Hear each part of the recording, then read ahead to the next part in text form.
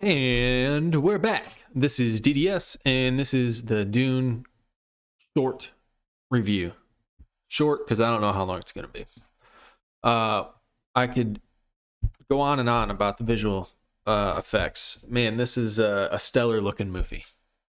To say, I wish that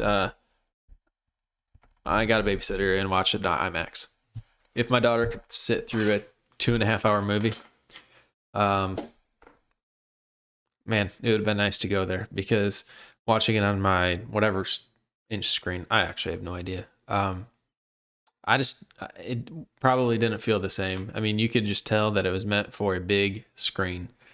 And I, for one, do not have a big screen. Darn kids, man. It's hard to go to the movies sometimes. I did mention that before.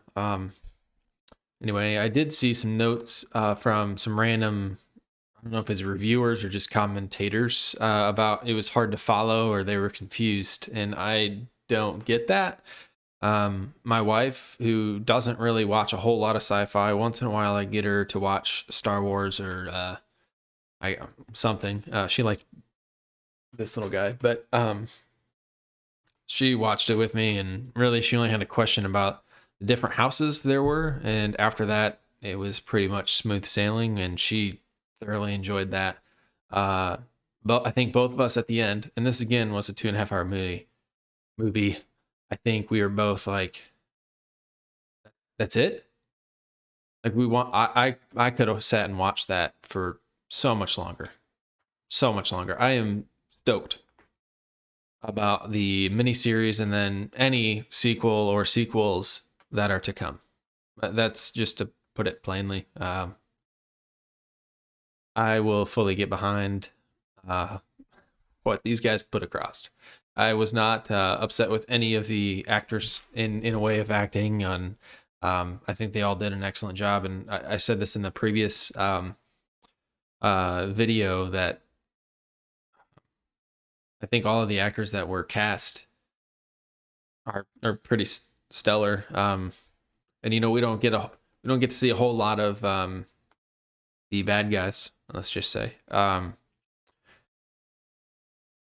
But overall, the actors did an amazing job, and for the times they were in there, for some of them, I was impressed. We are going to a spoiler section, so that was spoiler free. 5, 4, 3. I was a little upset from the novel to the movie. A few things that I think were missing, or that I would have liked to see, even though I don't think it would have made that big of an effect. And that's where you get from the novel to the movie. Like Dr. Yue, in the novel, you get to hear, like from the beginning, you get to hear that he's going to be basically turning everyone in. He's going to turn the whole world upside down. From the beginning of the novel, you can, you hear his thoughts, right? And it's not until, was it halfway through, or I don't know, roughly halfway through the movie that you get that. And again, that's not like terrible. I mean, he does mention his wife, and that's what it is about. But it's just, that's the difference between a novelization and a movie, right? And the same with Lady Jessica. I think one of the big parts to me, at least, about the book is throughout this journey, you get to see Paul, from a kid from a kid, and then he like progresses with the spice. He progresses, rapidly. And Lady Jessica's first, like you get to hear her thoughts about how fast that's going, about how powerful he's becoming so quickly, and that she becomes a little fearful of him, right? So I think that was a pretty big part of the book, at least for me. It might not have been in the grand scheme of things, but and don't get me wrong, it came across in the movie, just in a different way, right? Again, actors did an amazing job. I think the Harkonnens were impressive. The little amount of time, I guess, that they were in there, which is probably expected there. you got the feel that he was the man, right? The Baron. I think the only part about him that I was a little about was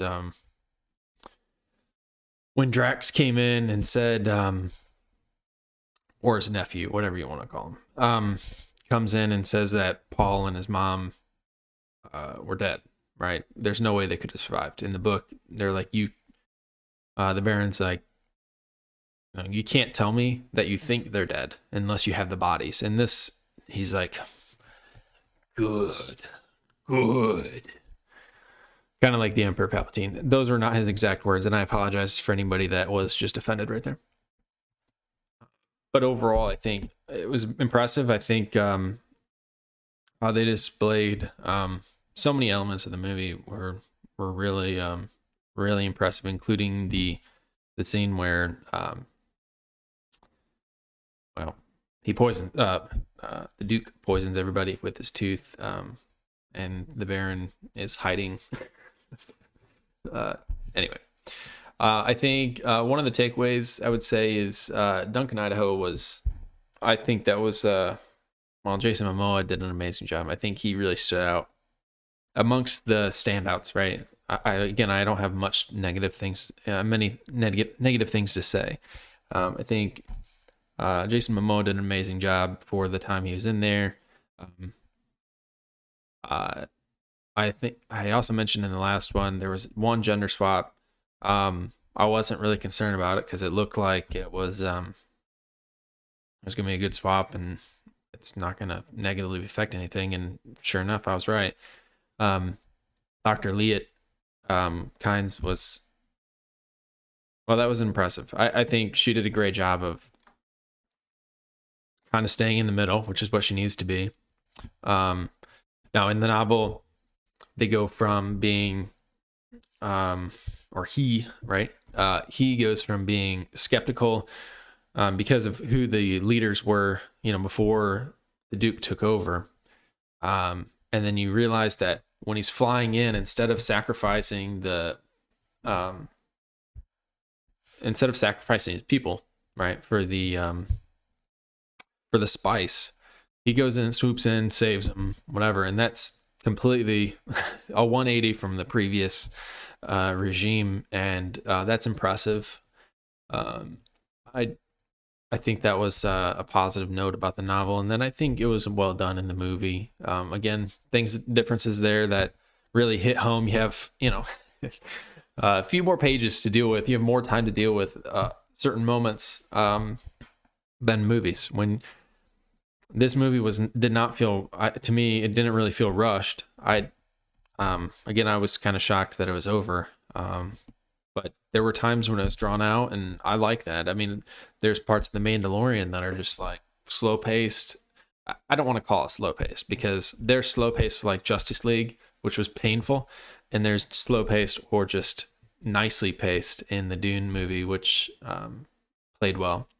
I would have liked to see more of DeVries or Polka Dot Man in the movie. I think his character was a little short-lived for me, but overall, I'm not terribly upset. I think overall, I will watch it 1,000 times, and then it gets to the point where I'll probably have it on the background, just while I'm doing everything else.